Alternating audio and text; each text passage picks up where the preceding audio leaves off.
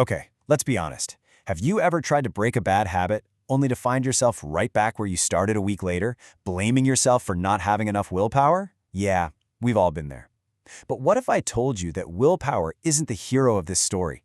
What if the real key to changing your life is something you've been overlooking the entire time? It's such a classic cycle, right? You set a big goal, you're feeling super motivated, and then, well, life happens. You get tired, you get stressed, and all of a sudden that iron will you had feels more like a wet noodle. And we always tell ourselves, I just need more discipline. But is that really the whole story? So let's make this real. I want you to meet Mike.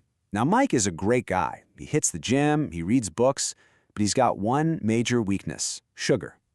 After reading this article about all the bad stuff sugar does, he makes a decision. That's it. He's quitting, for good. So it's day one. Mike gets home from a long day at work. He's exhausted, he's starving. He walks into his kitchen to make a healthy dinner, and boom, there they are. A plate of fresh chocolate chip cookies sitting right on the counter. He tries to fight it, He tells himself, I'm stronger than a cookie.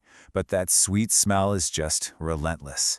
And in a moment of weakness, the whole willpower strategy just crumbles. He caves. He didn't even make it a full day. Now, it would be so easy for Mike to beat himself up, to think he failed because he just wasn't strong enough. But here's the thing. In that situation, he was almost guaranteed to fail. The problem wasn't his willpower, it was his kitchen. All right, let's hit rewind on this whole scenario. What if we change just one tiny little thing in Mike's world? Because this is where things get really interesting. We're about to see the invisible force that actually controls so much of our behavior. Okay, take two. Mike is the same person, just as tired, just as hungry. But this time when he walks into the kitchen, there are no cookies. Instead, there's a big bowl of crisp, shiny apples on the counter. Suddenly, there's no heroic struggle against temptation. He just grabs an apple. See the difference? Success wasn't a battle, it just became the default option. And that's the whole point. Mike didn't suddenly get superhuman self-control between takes. Nope. He succeeded simply because the path of least resistance was changed. The right choice became the easy choice. And look, this isn't just about cookies and apples.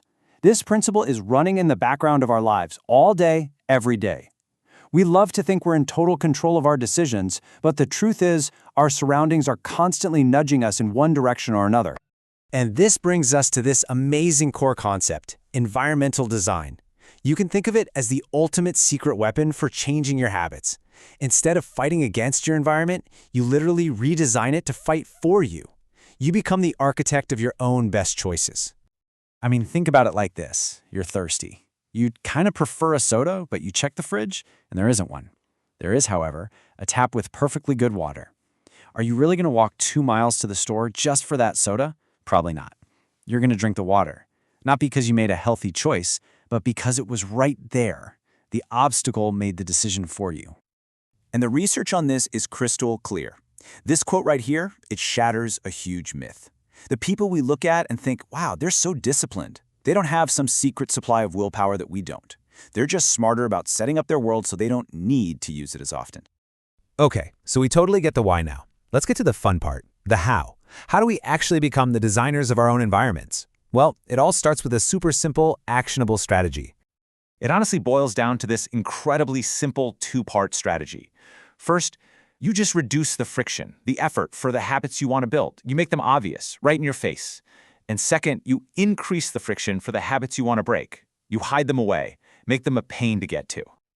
Let's take a classic example. You want to read more and watch less TV. Easy. To make reading the obvious choice, don't just leave your book on a shelf.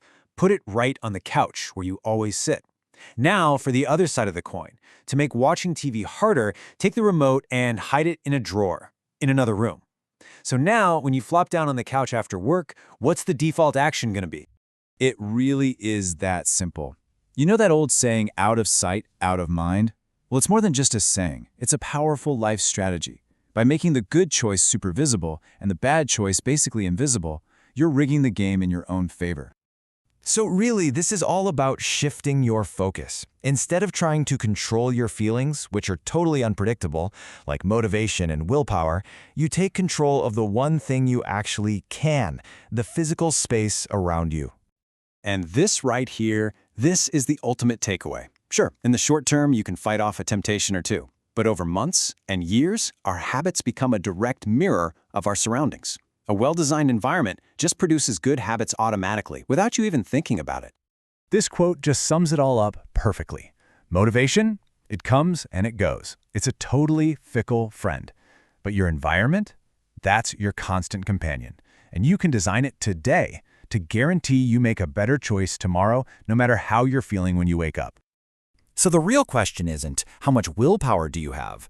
The real question is, what's your environment telling you to do? So go on, look around you, right now. What is one small thing you can change to make the right choice the easy choice tomorrow?